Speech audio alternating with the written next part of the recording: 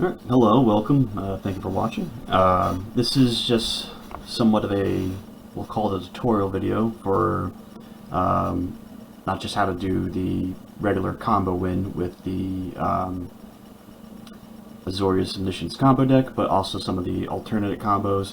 The team that developed the deck, Team Tricani, I might be mispronouncing that, but in their Discord, they have a channel where they kind of go over all the different combo lines that's pinned in that channel. So if you go to the Discord, I'll leave a link in the description. You can just read through how to do the different combo lines, but I figured I'd make this video because one, bored, and then two, sometimes having a visual walkthrough can sometimes be helpful for some people. And then also I can go over some of the tips and tricks, so to speak, that aren't covered for specific scenarios. So for starters, let's just go over the main combo line. This deck is more or less similar to a lot of the ones that were at the Pro Tour last weekend. I haven't got a hold of stock ups yet though, so that's the only card that's really missing, but for demonstration purposes it's pretty much exactly like any most typical lists you might use. Play a land, and now we're going to play Abuelo's Awakening to reanimate Omniscience into a 1/1 creature. Normally I have a little reminder piece of paper on there, but I don't know where that is right now, so I'll just keep the Abuelo's Awakening next to the Omniscience so that we know that this is currently a creature. Alright, so you got Omniscience on the battlefield. Now what do? So you need to try to get Invasion. We happen to already have Invasion of Arcavios in our hand already, but if we didn't already have that, then we would just cantrip into cantrip into cantrip, keep digging until we find it. So let's say our opponent is just tapped out, so we literally don't have to worry about anything. We cast Invasion, and then we wish out of our sideboard. The card we're wishing out of our sideboard is going to be Season of Weaving. Cast Season of Weaving, you choose the modes copy a creature or artifact, and bounce all non-land, non-tokens. This is going to give us a copy of Omniscience, and bounce everything. So this Abuelo's Awakening has always been in the graveyard. This Omniscience goes back to our hand. This Invasion goes back to our hand. Season of Weaving goes in the graveyard. We're left with a token copy of Omniscience.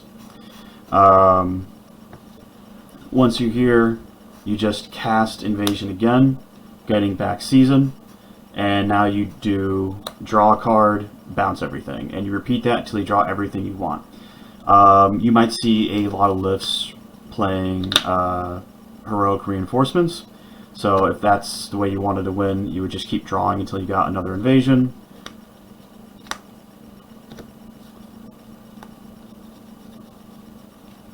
There we go. So we'd keep drawing cards until we got a second Invasion. So we would be at this point, we would be at this point where we had just cast Season of Weaving to draw that last card, and we now have two Invasions at hand. One Invasion gets the Season of Weaving, the other Invasion gets Heroic Reinforcements. Heroic Reinforcements makes a token with haste. Then we cast Season of Weaving to bounce everything. One gets back Heroic Reinforcements, the other gets back Seasons of Weaving, cast Heroic Reinforcements, make a token with haste. So you just do that until you have lethal on the board, and you swing and you win that turn. When it comes to online play, particularly with how Moto lag is sometimes, that is going to be the quickest way you can win. You don't have to pass a turn, you win that turn, and I believe it should take like the least amount of clicks, so long as their second Invasion isn't too far away. That being said, particularly for paper play, I know there's, I think, one or two copies of Heroic Reinforcements in the Pro Tour lists, and you know, I've tried very hard to get on the Pro Tour, and I failed, so I'm obviously not as accomplished as those players, but Heroic Reinforcements in paper play can kind of just be training wheels in a sense, because you really don't need it to win, and so it just kind of burns a sideboard slot in your side. So like, you could have had an extra sideboard card, so it's technically suboptimal to play. In fact, you really can win with, technically speaking, if our opponent isn't doing anything to interact with us, you can win with just the Season of Weaving. You don't even need any other additional sideboard cards, at least to set up the lethal board state. How that works is, so you're at the point where you have Invasion on the battlefield, you got back your Season of Weaving. You're going to cast one of your Picklock Pranksters. Then you cast Season of Weaving, copy your Picklock Prankster, so now you have, here, let's just use this. So now you have a copy of Picklock Prankster. Picklock Prankster gets bounced back to your hand, this gets bounced back to your hand, and then you get back Invasion, and then you keep repeating that loop until you have 1,000, 1 million, 1 billion Picklock Pranksters, however many you want. And so then you'd be here, and if you're in a situation where you only have one Invasion left in the deck, you would then just loop Invasion Season to draw enough cards until you drew like a couple counterspells. So with Omniscience out, your opponent's battlefield should be empty. A couple counterspells or removal spells, that usually gets the job done. If you wanted to be sure you got the job done, or you had so few cards left in your library that all your counterspells and removals gone, you would use the double Invasion loop instead to now craft the perfect hand. So one Invasion gets back Season, the other Invasion gets any card out of your graveyard, library, or sideboard, so then you just craft a hand of 4 or 5 counter spells, 1 or 2 kill spells, and then Season of Weaving is going to be the 7th card in your hand. And then you pass a turn with, you know, you run out your real Omniscience or whatever, pass a turn, discard everything you don't need, you have 1,000 Pranksters, a full grip, and Omniscience out, your opponent is never going to win the game. So that's kind of like the main line of winning. Let's back up a little bit for example's sake. Let's say we're all the way back here where we have a creature Omniscience and we have our Invasion, but our opponent has mana open. So for example, they might try to kill spell the Omniscience with our Invasion on the stack, and then we're going to have to try again next turn. If that happens, depending on what's in your hand, might dictate what you want to get, but usually you'll just get a Boils again out of the graveyard with the Invasion, and then try again next turn.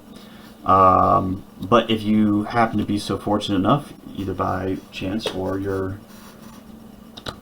tried to do it on purpose, if you have an Omniscience in hand, at this point, you, as soon as this gets reanimated, you have priority. You cast Omniscience, and now you have a real Omniscience. And so like, okay, so if they remove this one, I still have this one. Let's say you then cast Invasion, and they're like, well, I got a kill spell, so I'm just going to kill the Omniscience here anyways, and because you need a creature Omniscience to be able to copy with Season of Weaving. So let's say they kill the Omniscience creature here. What do you do now? Well, in this case, you're either going to get, in your sideboard, you should have either Unnerving Grasp or Johann Stopgap. Generally speaking, for paper play, generally speaking, Johann Stopgap is considered strictly better. There might be some scenarios where maybe you'd want Unnerving Grasp, and we'll kind of get to that, but for argument's sake right now, Johann Stopgap is the more superior one, at least for paper play. So let's say you're playing in paper, so you'd go to your sideboard, and you'd get Johann Stopgap. You would then use Johann Stopgap to bounce your Invasion and draw a card. You then play the Invasion and get Johann Stopgap. And basically what you would do here is you would just keep looping that over and over again and keep drawing cards until you drew another Boils Awakening. Cast a Boils Awakening to get an Omniscience creature again. And by this point you probably also have a handful of counterspells, or you can keep drawing to make sure you get a handful of counterspells. Cast Invasion, Now you go ahead, get your where is it? Get your Season of Weaving, and then you repeat the combo from there. Let's say you get to this point, you cast that first invasion, they still have mana up, but they don't kill the Omniscience. They might be trying to bait you into something else. Maybe they have the kill spell, but they figure since you already have the real one, they want to bait you into casting Season and then killing the Omniscience with Season on the stack to kind of force you to bounce your own Omniscience, and then have you try to make restart next turn. Or maybe they have whatever the 3-drop, like the thing with Flash that can Bojuka Bog your graveyard. So with Season in the graveyard, Invasion on the stack, they try to exile your graveyard to get rid of the Season. Remember, Invasion can only get out of sideboards, library, or graveyard. So if something's exiled, Invasion can't get it. In those situations, I still usually just go for Stopgap first. I can't think of a scenario where you get punished for going for Stopgap first. Loop your invasions until you draw like 1 or 2 more counterspells, and then once you have that backup and it feels safe, then you can go for the Season of Weaving.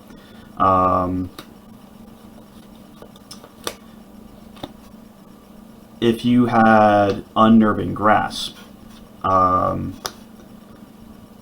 let's say this was Unnerving Grasp instead, in that situation you can only, instead of drawing a card each time you loop your invasion, you would Manifest Dread. So you can do, so let's say like this is dead, they killed this in response or whatever.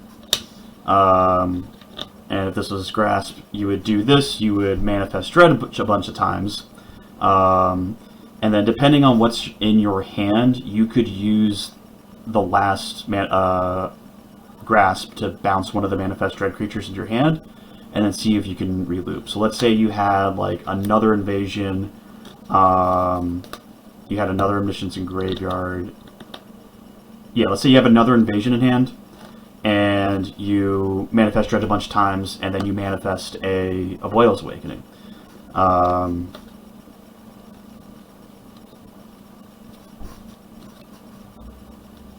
Just to set it up here. So you Manifest Dread and a Boyle's Awakening, then, you know, Invasion, get back the Unnerving Grasp for your Boyle's Awakening back to your hand, reanimate Omniscience, then cast the second Invasion to get Season of Weaving that way. So sometimes you could just restart the combo the same turn, but let's say that your hand is just completely empty and you can't really do anything like that. In that case, what your best bet to be at that point would just to Manifest Dread a bunch of times and get like 10 to 15 2/2s depending on how many cards are left in your library.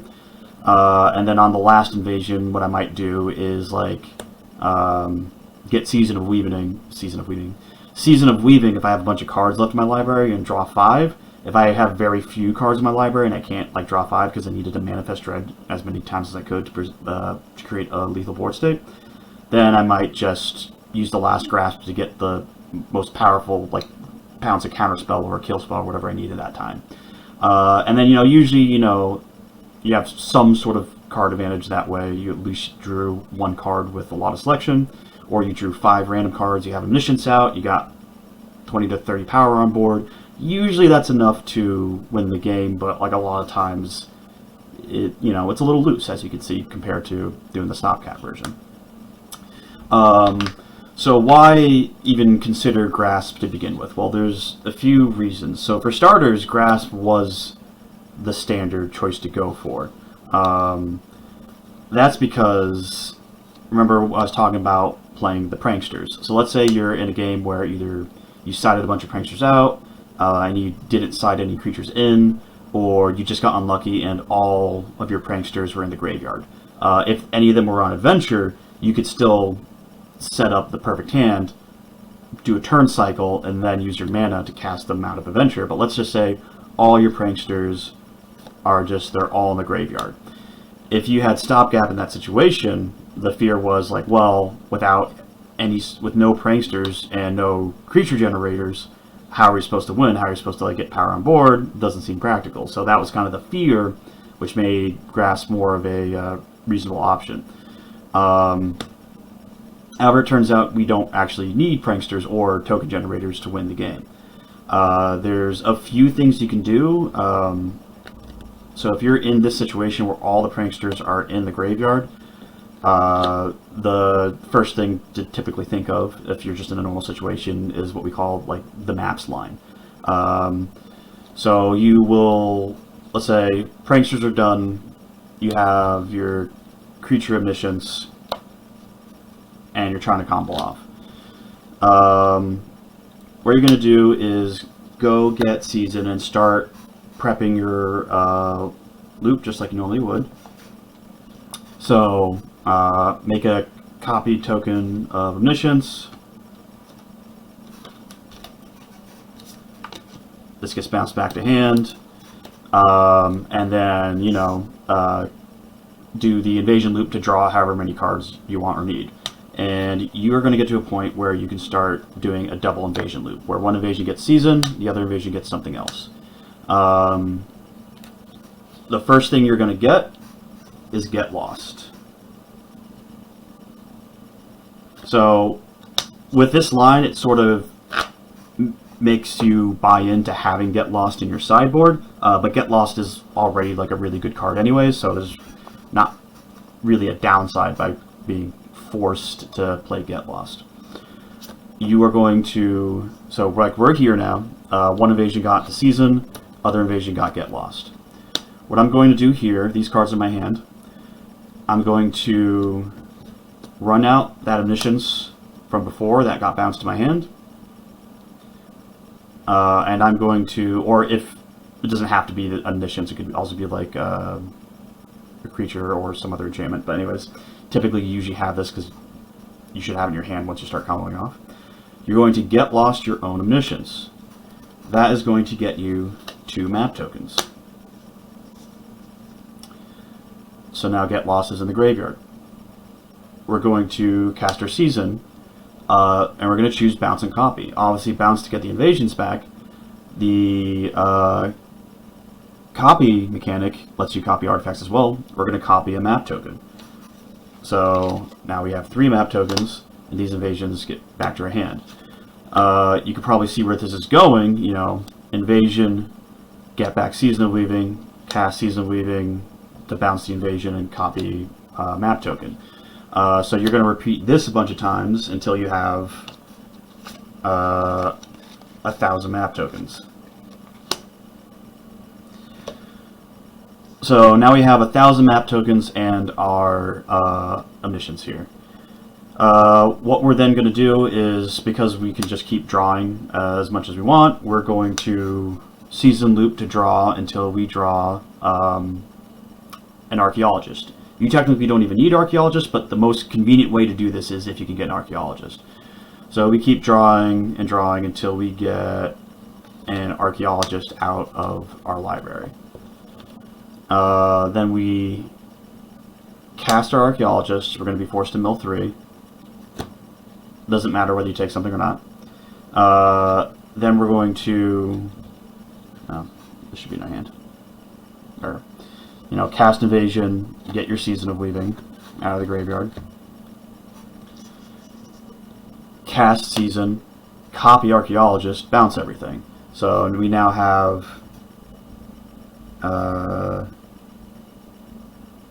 we now have, this is going to be Archaeologist. We now have a copy of Archaeologist. These are back in our hand. So everything on the battlefield is a token right now, so we don't have to worry about bouncing any of these to our hand. We then do the double invasion to set up the perfect hand. So we have 4 to 5 counters, 1 to 2 kill spells, and Season as our hand. And then we discard everything else. And so we have the full grip. Go to our opponent's turn. They won't do anything because they can't do anything. We go back to our turn. Untap, upkeep, draw. And then we just crack as many map tokens as we can and target our Archaeologist. So let's say this Archaeologist already had a counter because we didn't bring a card back from the graveyard. So just like leave the Omniscience on top or whatever. Crack all 4. It's now at 5 power. We swing for 5. Then Season Weaving, bounce everything, do the double invasion loop, so that if we had to use any of our cards from our hand last turn, we can get that back and get the full grip again. So then we go to the next turn, we draw for turn, crack as many map tokens as we can. So just leave that on top, add another 4 power, now we swing for 9. So opponent should be at 6, we do the same thing, and then they're dead next turn. Now let's say we don't have Archaeologist either. Now we're really getting into real dire, quote-unquote dire situation here, where we're getting less and less unlikely situations, but like we could still win through them. So let's say all the Archaeologists are gone. We're going to get to this point still. But this time, we're going to, instead of playing an Archaeologist, we're going to do our double invasion loop to craft the perfect hand, plus an Aboyle's Awakening, and an Omniscience in the graveyard. If we need to somehow get another Omniscience in the graveyard, which there should be one in there when you get Lost It for the map tokens, but either way, either it should already be there, or you get like a Charted Course to put it in there. So now we play an Aboyle's Awakening to get, so this should all be tapped because we're comboing, to get an Omniscience creature. Then we pass the turn, opponent doesn't do anything because they can't do anything, we go back to our turn. Now this is going to be similar with like what we did with the Archaeologist, but there's going to be an extra step. So we go to our turn, crack a map token, just leave that on top. We're now at 5 power, we swing for 5. Then we have to rebuy our hand, so assuming that we had to use some of our cards, we want to get them back, we don't want to give our opponent a chance to get out of this. We cast Season of Weaving, Omniscience goes back to hand, these go back to hand. And now we start double invasion looping, so I'm going to get the perfect 7-card hand plus the Omniscience I already have, plus a Get Lost, and plus an Aboyle's. Cast Omniscience, get Lost the Omniscience to put it back in the graveyard, cast the Aboyle's to get it back, and now we're ending here plus this 7-card hand. Our opponent goes, they can't do anything, we go, it's our turn, and then we just repeat that step over and over until they're dead. With only 4 lands, it does take a little bit, but if you only have 4 lands, that usually means it's pretty early in the game, so you should have plenty of cards in your library, and you can just swing as many times as it takes to win. It seems a lot less, like, it's a lot more inconvenient to have to go through all the steps, but in paper play, if you just explain to your opponent, like, hey, like, this is how you're, like, effectively deterministically dead, usually they'll just scoop in that situation. And even if they don't, then you just show them a rope, so to speak. Let's say we're in even like more dire situations. So there's certain situations where you might think that this line doesn't work. In my personal opinion, those lines either are so unlikely that they're not worth considering, they're just not going to happen to you, or there actually is a way to get out of it. You just have to be a little, employ a couple of tricks. So for example, let's just think of like worst case scenario. Let's say like we're in a super late grindy game and we have a total of 10 lands out. Which is not at all unreasonable if you've been in a long grindy game before. You know, sometimes you just have 10 lands. I've definitely played this deck and have had more than 10 lands before. Let's say that all you have in hand is your double. Let's say like you have an invasion on the battlefield already from earlier in the game. You got an invasion in hand, and you have a Aboyle's Awakening in hand, and everything else but one non-land card is in the graveyard.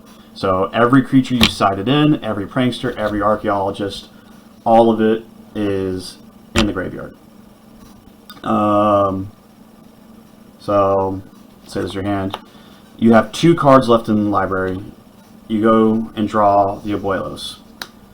You only have 1 card left in your library. Because your entire deck is out of your deck effectively, you should know what it is, and we just happen to know that this is a non-land card. Our opponent is at 20 life.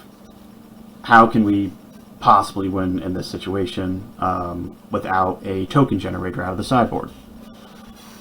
So even in a situation like this, you actually can still win.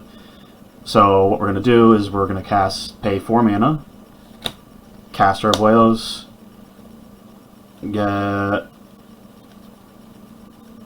an Omniscience out in the battlefield,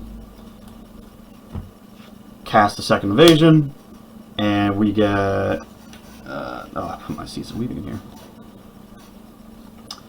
We get our Season of Weaving, and we start doing the combo loops. There we go. So the first one makes a copy of Omniscience. This Abuelos is in the graveyard. It's been in the graveyard. We now have a copy of Omniscience. We bounce everything, and we can now do 1 invasion to get a card to get Season back, and another invasion to get another card out of our graveyard. So we're gonna, or out of sideboard. So we're gonna do that loop where we talked about where we set up 1,000 map tokens, and I think Get Lost is actually already in here. Yeah, so we get Lost, do that loop, make 1,000 map tokens. In this scenario, this Omniscience is already in the graveyard. So we have copy Omniscience, 1,000 map tokens. These 2 invasions are in hand, and we have 4 Omniscience in the graveyard. So I was saying, so we double invasion. 1 invasion gets back a Season of Weaving. Another invasion gets back an Abuelos Awakening out of the graveyard. So we repeat this loop until we have all 4 Awakenings out of the graveyard. Then we do double invasion loop to craft the perfect 7-card hand. So we have the 6 cards that we want to make sure we survive till next turn. We have Season. We have 4 Abuelos Awakenings. And so what we're going to do here is cast all 4 of our Abuelos Awakenings to get all 4 Omnisciences out of the graveyard. So we now have our perfect 7-card hand, 4 1/1 flyers, and the map tokens. We then use these 6 last lands, because we know this is a non-land card, to crack 6 tokens on one of the Omnisciences, reveal the non-land card, keep it on top. So one of those Omniscience is going to be a 7/7, a 1/1, a 1/1, and a 1/1. So that's 10 power on board. Past a turn, our opponent can't do anything because we won't let them. Then we go to our turn. Untap our 10 lands, draw our last card out of our library. When you explore, when there's no cards in your graveyard, in your library, all that happens is the target gets a +1/+1 counter. So with an empty library, we can just tap all 10 lands, explore 10 more times, and add 10 more power to our Omniscience creatures, and then swing for exactly 20. Obviously, like, we needed like a little bit of help there in that we needed at least 10 lands, and we needed a non-land card to be our last card in the library. But considering how of a really specific, like, kind of seemingly really dire situation this was, the doing infinite maps line is still able to win us the game there. We can even be in a situation where we only have 4 cards in library, or 4 cards on the battlefield, and if we have like a couple cards in the library, we can still probably figure something out.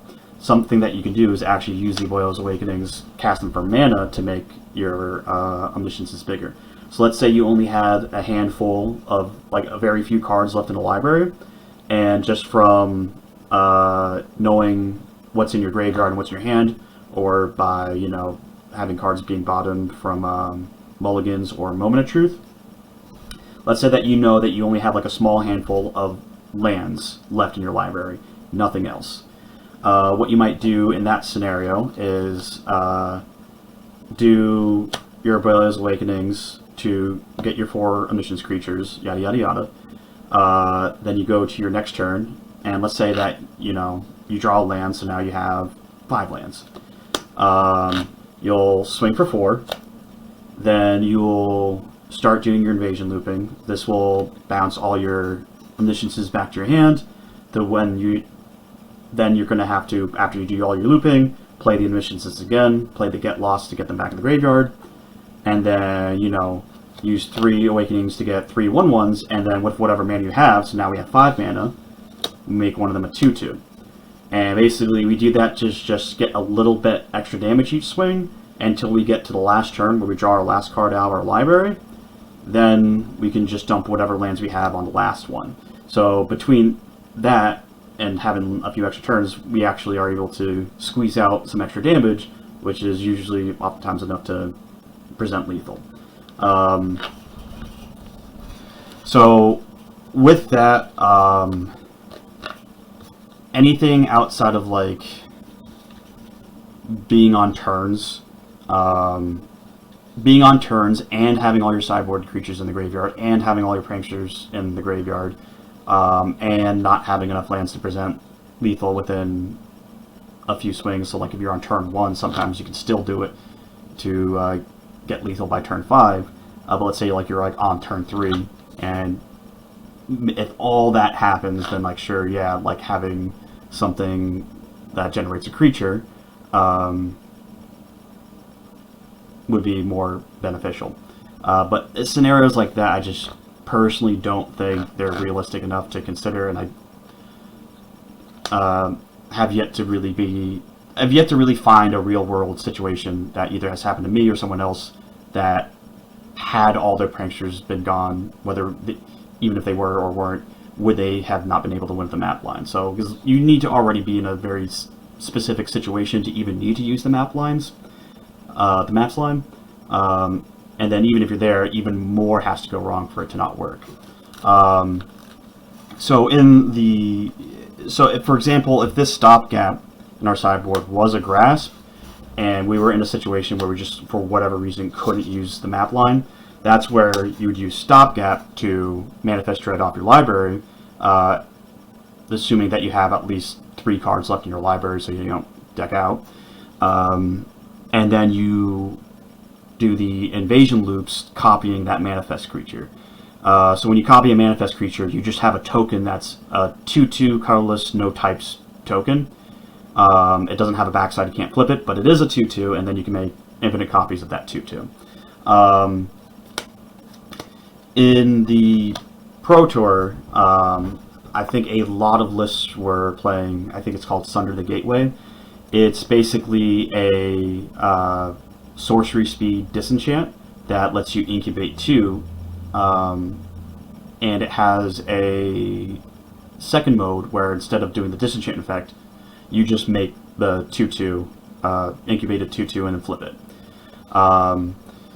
So I'm assuming they were playing that because they wanted to play Stopgap. So as you kind of saw from this demonstration, Stopgap has some advantages over Unnerving Grasp, which come up often enough where like you'll feel the difference when you start playing Stopgap if you've been playing Grasp. So I'm assuming they all wanted to play Stopgap and either didn't know about the map lines or weren't confident in their ability to do the map lines, or just didn't think that the map lines were that resilient. And so they wanted like a clean extra win con setup in case they're in a situation where like all the pranksters were gone. So in that case, let's say so this disenchant, if this is the, I believe it's called Sunder the Gateway. If I'm wrong, I'll put up whatever the actual name is on the screen. What you would do is you start doing your double, let's see, where are they? You do your double invasion loops. If you're in a situation where you can't use pranksters, one invasion gets back season, the other invasion gets back sunder. Use your sunder to make the 2/2, and it's the 2/2 is a token. When you incubate, you make a flip token thing, which is weird, but it is a token. And then season, bounce everything, copy your 2/2. So you now have 2 2/2s, play invasion, get back season, play invasion, get back sunder, make another 2/2, bounce everything. Invasion, get back sunder, invasion, get back season, make another 2/2, bounce everything. You can't do the, I think I might have accidentally said it earlier in the loop, but you can't actually do the copy mechanic on the incubate token, because then it just copies it without the counters. So you obviously can't do anything with the 0/0 token. I think it copies it onto the front side. I might be wrong on that, but even if it copies it onto the back side, it just dies to state-based actions. And if it copies it to the front side, that obviously doesn't do anything for you. So you actually have to use the sunder each time to make the 2/2, and then season to bounce these back, and then do it over and over until you have infinite 2/2s.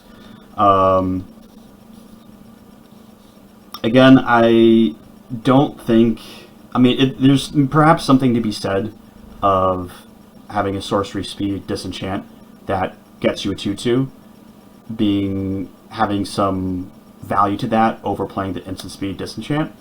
But if we're just looking at the alternate win-con setup, I don't think it's worth downgrading one of your disenchants just to be able to do that line. Because like I said, I think that the map lines are very resilient. When it comes to another thing to say about Unnerving Grasp versus Stopgap. So if you are playing online, particularly on Modo, where timing out can be a bit of an issue sometimes, if you wanted to play Stopgap on Modo, but were afraid of timing out, I wouldn't go for Sunder. Sunder, I think, is just an in-paper consideration for trying to have something where you don't need to use the map lines. I think that on Modo, if anything, it'll actually take you longer to do that line than it would be just to draw into a prankster and then make a bunch of pranksters, etc., etc. It's probably faster than trying to do the map line on Modo. Personally, I click really slowly, so I wouldn't even try it. But maybe you could do the map line on Modo without timing out. But Sunder's probably quicker than that, but it's not like it's going to be quicker than doing the pranksters. And sometimes with lag, like just trying to do the pranksters, that is enough to get you to time out across, let's say, 3 games. So I wouldn't really consider Sunder for online considerations. I would either burn a sideboard slot to use reinforcements, or if you want, keep your sideboard effectively the same as paper, but then use Unnerving Grasp instead of Stopgap. So when you start comboing off on Modo, when you start doing your season loops, the first thing you're going to do is go for Unnerving Grasp. Unnerving Grasp the invasion to make the 2/2. Then run out the, so invasion gets Unnerving Grasp the invasion, manifest dread a 2/2. So now Unnerving Grasp, we don't really need that anymore.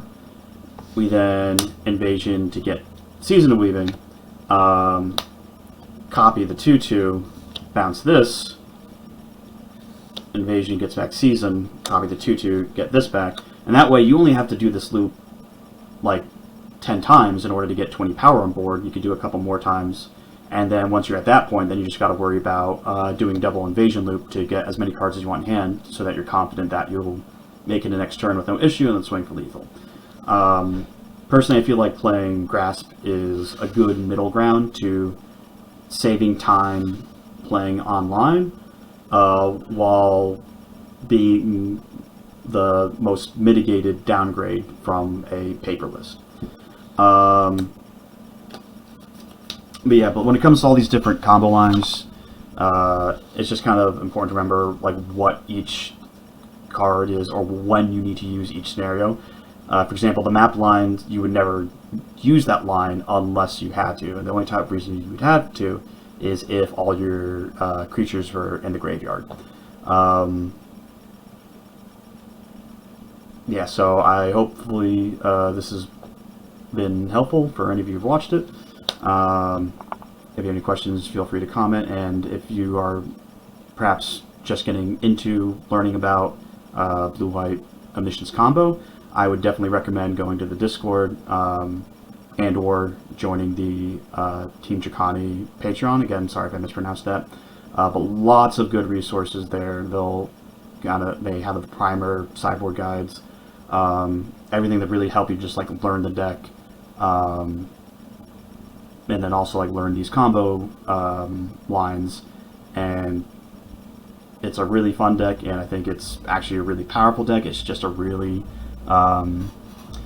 steep learning curve, but if you kind of get through all that learning curve, like it's really fun to play, and like sometimes your wins are just free. It like feels like Splinter Twin, where your opponent sees you have nothing on your board, so they tap out on their turn 3 and then lose because of that. Because you just like end step, play Riddle, find your Boilos, put Omniscience in the graveyard, and then win the game. All right. Like I said, hopefully this helped, and maybe I'll make another video sometime in the future. Take care.